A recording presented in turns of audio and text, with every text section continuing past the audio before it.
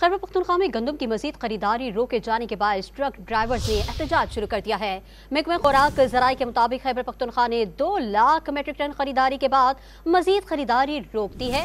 हुकूमत का मौक़िफ़ है कि गंदम का कोटा पूरा हो चुका, मजीद खरीदारी नहीं कर सकते। दूसरी जानिब कई दिनों से शदीद गर्मी में सड़कों पर खड़े ट्रकों के टायर्स फटने लगे। ट्रक ड्राइवर्स गंदम डिपो में गाड़ियां खाली करवाने और नंबर आगे करवाने के लिए रिश्वत का इल्जाम भी लगा रहे हैं। खैबर पख्तूनख्वा में गंदम की मजीद खरीदारी रोके जाने के बाद ट्रक ड्राइवर्स ने एहतजाज शुरू कर दिया है।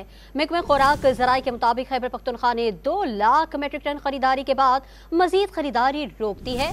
हुकूमत का मौक़िफ़ है कि गंदम का कोटा पूरा हो चुका, मजीद खरीदारी नहीं कर सकते। दूसरी जानिब कई दिनों से शदीद गर्मी में सड़कों पर खड़े ट्रकों के टायर्स फटने लगे। ट्रक ड्राइवर्स गंदम डिपो में गाड़ियां खाली करवाने और नंबर आगे करवाने के लिए रिश्वत का इल्जाम भी लगा रहे हैं।